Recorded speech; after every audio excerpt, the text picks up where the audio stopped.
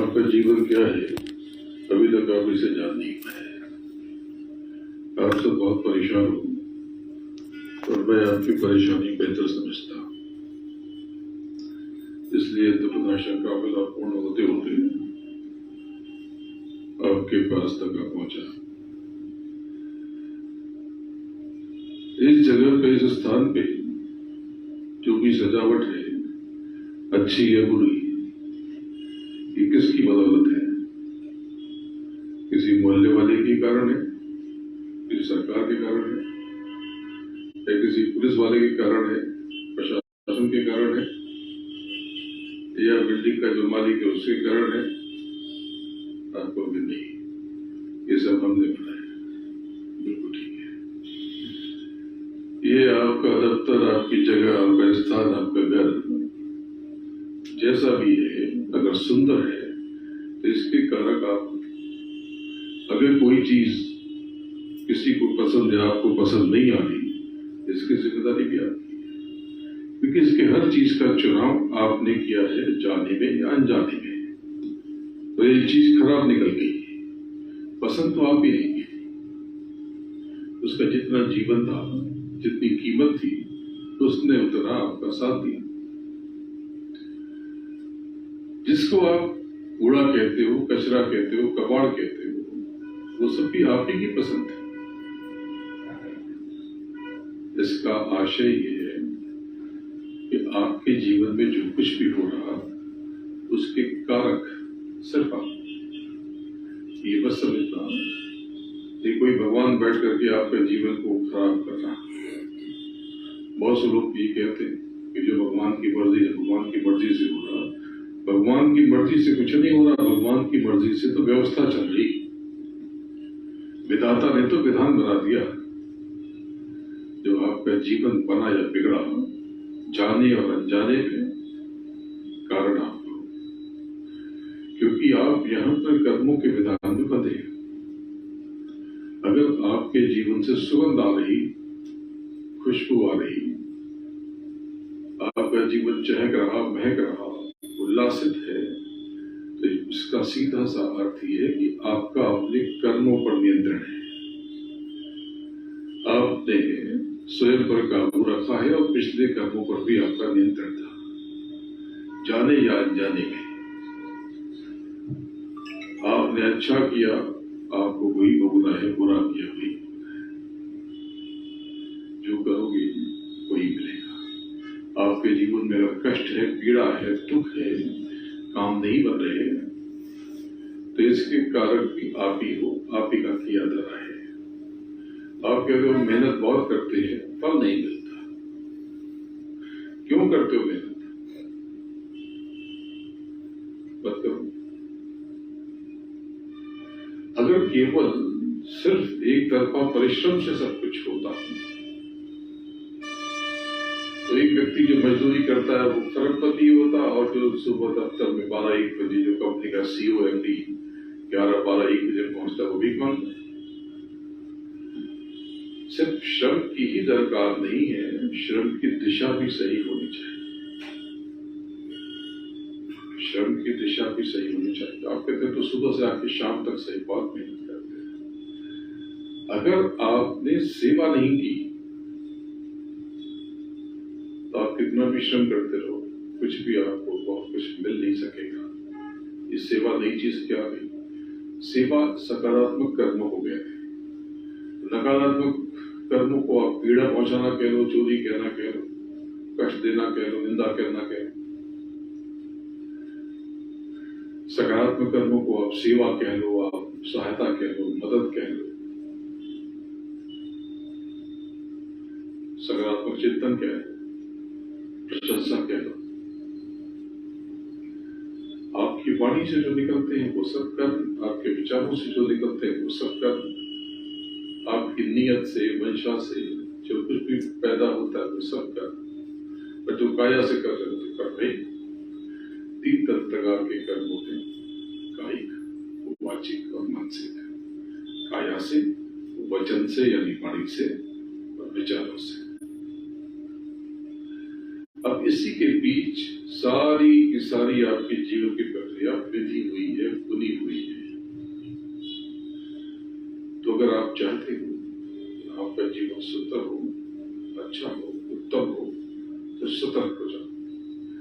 मुझसे न तो ऐसी बातें कहो जो नकारात्मक हो, न सुनो। सुनने का भी दोष है।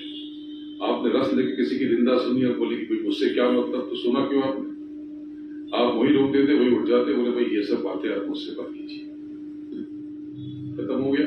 या फिर रस सुना कर दीजिए, कुछ कान में बात पड़ी नहीं, आप नहीं हट सकते, नहीं भाग सकते, तो अंतर में उसके लिए प्रभु से गुहार लगाइए, सदगुरु से प्रार्थना कीजिए कि भाई ये निंदा कर रहा, मैं सुनना नहीं चाहता और निकल भी नहीं सकता, मेरी मदद कर। जब उस समय आप प्रार्थना करेंगे तो वो निंदा आपके कानों में जाएगी नहीं, आप बचाओ। क्योंकि ये निंदा, आलोचना, नकारात्मक विचार, ये सब तेजाब की तरह छूत की बीमारी है। स्पर्श करते ही अपना रंग दिखाने लगते हैं। तेजाब की एक बूंद पड़ी और वहां पर सब नष्ट होने लगता है, जलने लगता है। तो अपने कर्मों को लेकर हम सतर्क हैं। अब इसके बाद सतर्क रह करके, लोगों की सहायता करके, लोगों की मदद करके जब आप कर्म करोगे तो उसका फल मिलेगा। पहले तो लोग दूसरों के बारे में ही चिंतन करते थे, अपने बारे में कम सोचते थे। जैसे पहली रोटी गाय को खिलाते थे, अंतिम रोटी श्वान को यानी कुत्ते को खिलाते थे। इतना ध्यान रखते थे, पशु पक्षियों तक का ध्यान रखते थे और घर साफ करके सुगंध करते थे, देवी देवताओं को भोजन अर्पित करते थे। हमने ये सब छोड़ दिया। अब हम कहने लगे कि सब कुछ हमको मिल जाए, अब मेहनत बहुत करेंगे। तो इसी प्रकार से हो गया कि बाजार में जाओ और बोलो भाई पैसा लाओ, सुना है पैसा बाजार में पैसा बनता है, यानी पैसा बाजार से आता है, तो पैसा कौन देगा पैसा आपको? आप पहुंचो बैंक में, सुना है कि सारा पैसा बैंक होता है, वो बैंक से पैसा लेके आए, उसने कहा अच्छा मैं बैंक जाऊंगा, पैसा ले आऊंगा, तो बैंक हमको भी पैसा दो, तो बैंक एक नया नहीं देगी, एक पहला नहीं देगी, मिल जाएगा। बैंक में तभी मिलेगा जब आप डिपॉजिट करोगे, बाजार में तभी पैसा आपको मिलेगा जब आप कमाई करोगे, जब आपका लेना निकलता हो। जब आपका लेना नहीं निकलेगा तो आपको कोई एक छलांग भी नहीं देगा। बस ये आपके जीवन का मूल मंत्र समझ लो। सबको सारी बात इसमें आ गई। आप जो घबराहट आपको हो जाती है, जो आप घबराते हो, बेचैन होते हो और गुस्से में आकर के, आवेश में आके, तैश में आके कुछ भी कह बैठते हो, किसी के बारे में गलत धारणा बना लेते हो, ये सब कर्मों में ही शामिल है। ये सारे के सारे कर्म है। कोई आपको फोन करके किसी की बुराई कर रहा तो समझ जाओ कि वो तो खुद ही नरकों में जा रहा, खुद ही वो गिर रहा, खुद ही अपने कर्म खराब कर रहा और आपको भी घसीट रहा। तो आप क्षमा मांगो कि भाई साहब ये सब उल्टी उल्टी बातें मुझसे आप न करें, मुझे इससे कोई सरोकार नहीं है। कोई बात करे कि ये फला राजा खराब है, ये नेता खराब है, ये व्यक्ति खराब है, ये अधिकारी भ्रष्ट है, तो आप कहिए भाई मैं नहीं जानता, मेरा उससे कोई परिचय नहीं है, मेरी कोई जान पहचान नहीं है, मैंने उसकी बैलेंस शीट या उसका अकाउंट नहीं देखा, मैं इस बारे में बयान नहीं दे सकता, मुझे नहीं पता। कहीं सुनी बातों पर आप किसी की निंदा कर बैठोगे तो अच्छा।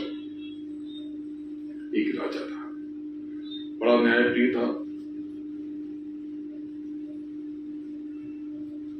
बहुत सेवाभावी था, प्रजा की बात सुनता था तो दर्द में शामिल होता था। एक दिन वो प्रजा की बातें सुन रहा था, एक बड़े मैदान में सबसे मिल रहा था। तभी राजवैद्य आए, बोले कि महाराज बड़ी अजीब अजीब बातें होने लगी है, बड़ा विचित्र समय आ गया। बोले क्या हो गया? बोले ये नई रिसर्च आई है, ये नई रिपोर्ट आई है, नया शोध आया है। वो ये कह रही है कि वो गधे की जो लीद है, बॉडी, उसमें भी बहुत औषधीय गुण है। हंसने लगे सर। बोले ये कौन सी बात हुई? बोले यही बात। बहुत हंसी आई, हंसी मजाक होने लगा। फिर राजा ने कहा कि बहुत बढ़िया, अब इसी की गोलियां बन जाएंगी, अब इसी की सारे चुपटे वैद्य चूर्ण बनाएंगे, इसी के सब कुछ दवाएं बनेंगी, अब लगता है सब लोग यही खाएंगे। तभी एक साधु आया, हाथ में कमंडल था।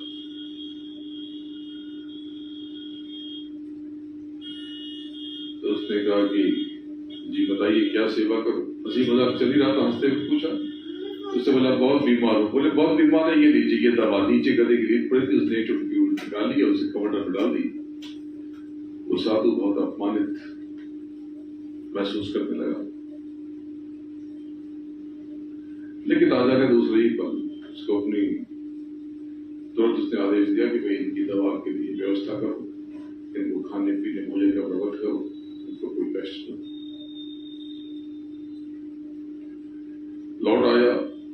एक दिन कई हफ्ते भर के बाद राजा जब अपने राज्य को घूम रहा था, अकेले भ्रमण कर रहा था घोड़े पर, तो देख के हैरान हो गया कि रास्ते में दाहिनी तरफ जहां बहुत बड़ा मैदान हुआ करता था, वहां पर बहुत बड़ा पहाड़, माउंटेन। घबरा गया, बोले इतना बड़ा पहाड़ कहां से आ गया। वो पहुंचा तो देख के दंग रह गया, वो सब गधे की लीद थी। सर पकड़ लिया, बोले ये क्या हो गया। देखने लगा, वहीं पर पास में एक फकीर की, साधु की कुटिया दिखाई पड़ी। देखा वही साधु जो उसके पास मदद के लिए आया था। बोले कि बाबा ये क्या है। बोले तुम्हारे कर्मों का फल है, जो तुमने मुझे दिया था कमंडल में वही तो है। उसको सारी बातें याद आ गई, बड़ा पछताया। बोला बाबा वो तो एक चुटकी थी। बोला बस यही फल है कर्म का, चुटकी का पहाड़, चुटकी का पहाड़। जो करोगे वही लौट कर आएगा। एक चुटकी करोगे पहाड़ लौट कर आएगा। सेवा एक चुटकी करोगे पहाड़ बन के आ जाएगा। सेवा में कोई कोताही मत करना और कोई कभी मत करना। राजा बहुत परेशान हुआ। उसके पास उसके ऊपर विपत्ति आने लगी, कष्ट होने लगा, परिवार में मौतें होने लगी। तो ज्ञानियों विज्ञानियों ने, चिंतकों ने कहा कि महाराज ये जो आपने अपमान कर दिया ये उसी के कारण है। उससे उस साधु को बहुत पीड़ा पहुंची। बोले अब क्या करें, उस पीड़ा से उबरने का। मैंने तो माफी मांग ली, तो माफी से नहीं होगा। ऐसा कोई करते हो जिसके कारण लोग आपकी निंदा करने लगे। बोले उससे क्या होगा। बोले जब लोग आपकी निंदा करेंगे तो आपके ये पाप कर्म जिससे उनको पीड़ा पहुंची ये लोगों पे पड़ जाएंगे और आपके ऊपर से ये बोझ उतर जाएंगे। बोले ठीक है। तो राजा ने एक ब्राह्मण की कन्या को, छोटी कन्या को अडॉप्ट कर लिया, दत्तक ले लिया, गोद ले लिया। और उनके अनुचरों ने ये बातें फैलाती कि राजा तो भ्रष्ट है, बहुत गलत नियत और मंशा वाला है, बड़ा दुराचारी है, बहुत गलत बुरा व्यक्ति है।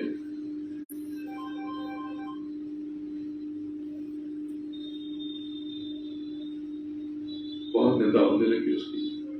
क्या समझे थे क्या निकला, थू थू करने लगे लोग। लेकिन साथ में राजा की समस्या भी कम होने लगी। उसने फिर संतों की, महात्माओं की, ज्ञानियों की, ध्यानियों की, चिंतकों की सभा बुलाई। बोले अब सब ठीक है। बोले ठीक तो है, लेकिन कुछ लोग हैं जो अभी तक निंदा नहीं कर रहे। तो कुछ टिकाल दर्शी महापुरुषों ने बताया कि यहाँ ये लोग हैं, ये निंदा नहीं कर रहे। बोले हो सकता है उनको पता ही ना। वो वही बदल के पहुंचा तो पहला जो व्यक्ति था वो कुम्हार था, बर्तन बनाता था, मिट्टी के बर्तन बनाया करता था। तो उसने देखा पहले गौर से कौन कौन से बर्तन है, बोले छोटे छोटे बर्तन है। उसने बोला कि बाबा मुझे बड़े बर्तन चाहिए। बोले बनाने पड़ेंगे, है नहीं। बोले ठीक है मैं इंतजार कर लेता हूं। बैठ गया और बर्तन बनाने लगा। धीरे से उसने कहा कि बाबा क्या आपको पता है इस देश का राजा बड़ा भ्रष्ट है। कुछ नहीं। वो कुम्हार चुप रहा। बोले अरे ये तो ऐसा निकला, एक ब्राह्मण की कन्या को उसने इस तरह से रख लिया, बहुत गलत नियत है उसकी। हम समझते थे कि नेक है, वो तो पापी निकला। कुछ नहीं। बोले बाबा कुछ तो बताओ। बोले मैं क्या बताऊं, मैं तो अनपढ़ व्यक्ति हूं, मैं क्या बता सकता। ये तो आप जैसे पढ़े लिखे और बहुत ज्ञानी पुरुषों का काम है, इसको मैं क्या विचार दूं। बोले बाबा कुछ तो बोलो। बोले मेरे पास कुछ है नहीं बोलने के लिए। उसने विचार किया। उसने कहा कि ये तो बताओ कि इस राजा ने जो ये किया ये अच्छा किया या बुरा किया। सही किया या गलत किया।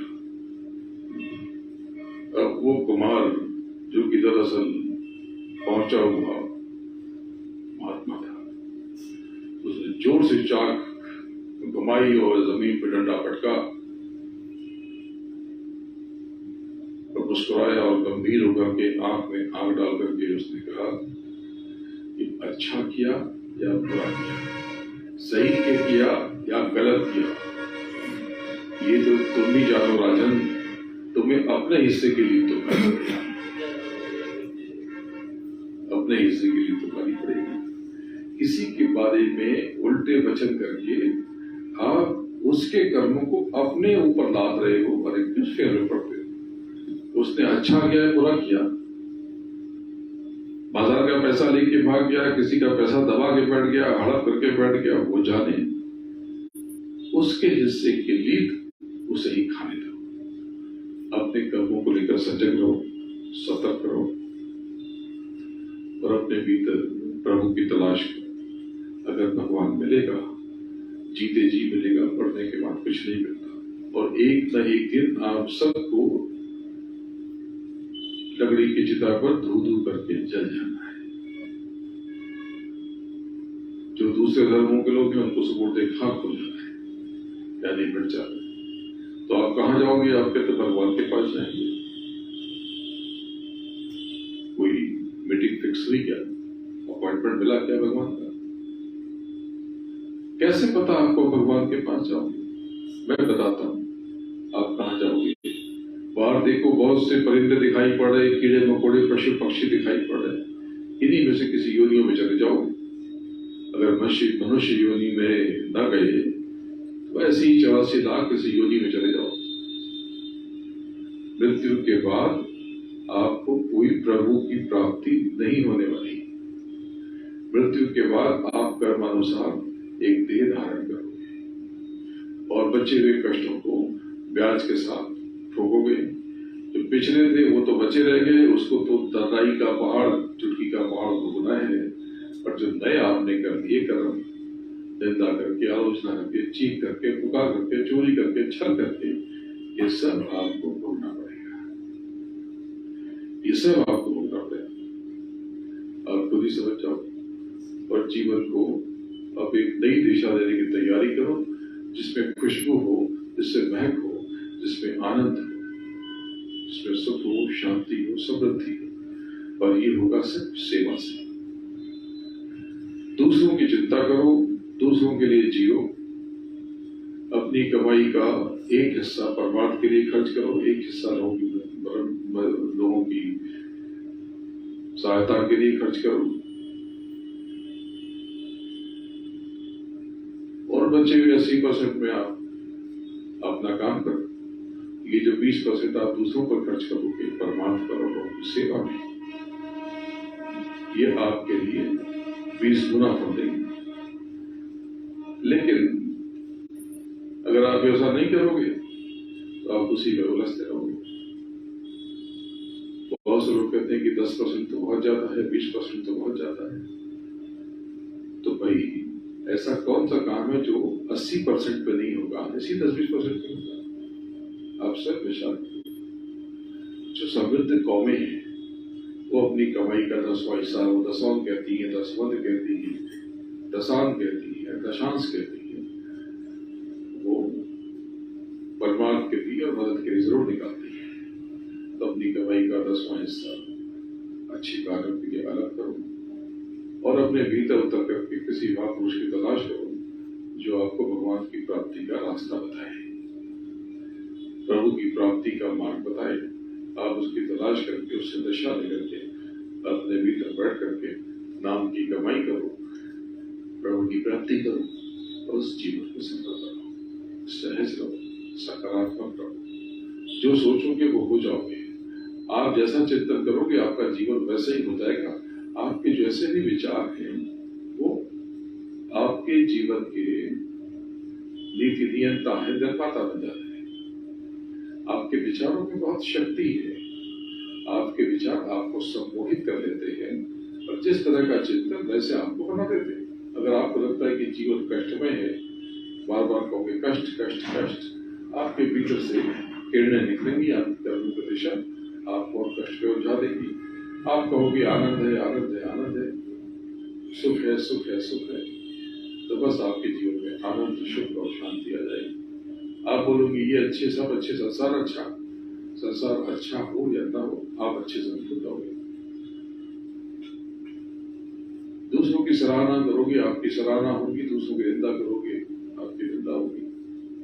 दूसरों के घर पे कीचड़ फेंकोगे, बदबू आपके हाथ से आएगी। दूसरों के ऊपर फूल उछालोगे तो आपकी उंगली के पोर खुशबू से रहेंगे। अभी आपने फूलों से स्वागत किया, जरा पोरों को उसको उसकी सुगंध लेकर देखिए, ये खुशबू से सराबोर है। जो करोगे वो वही मिलेगा। कर्मों को लेकर सजग रहो, सहज रहो। घर को अपने स्वच्छ रखो, साफ सुथरा रखो। जो पुराने सामान है जो आपके काम में नहीं आते, उसे दूसरों में वितरित कर दो। आप दूसरों को बांट दोगे तो ये तो ऐसे ही कबाड़ हो जाते।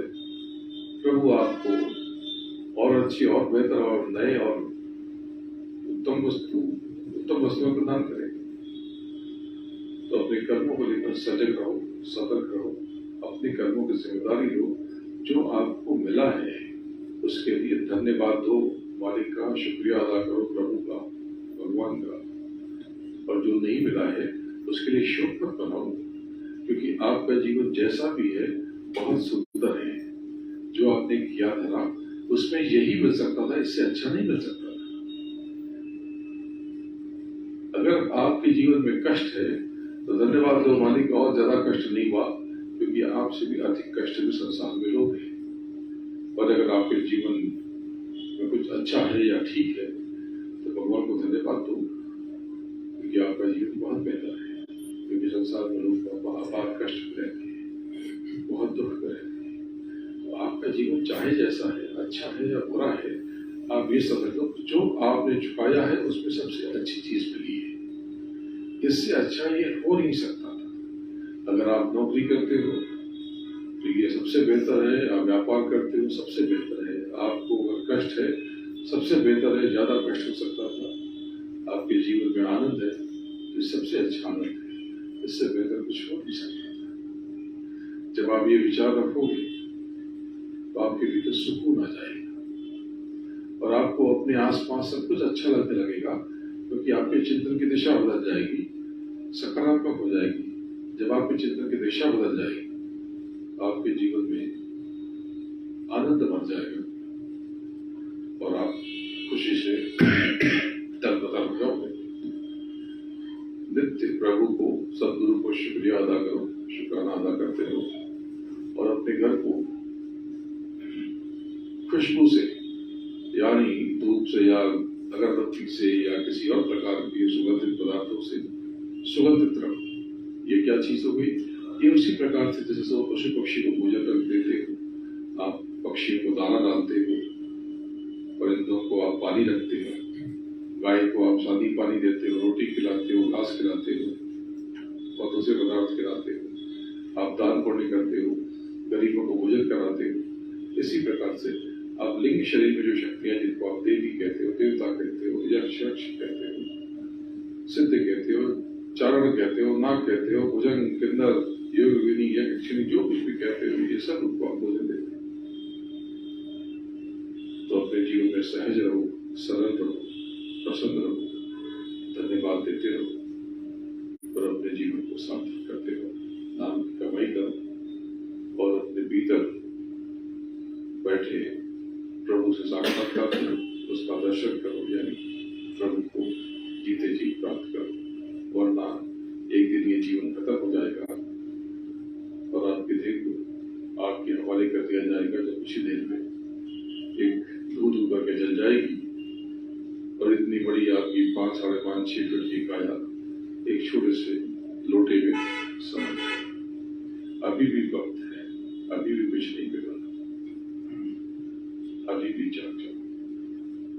बस हम अपने चलो भाई पराए देश को लेना। जब आपको मन परेशान करे तो मन से कहो, मन तू बचो,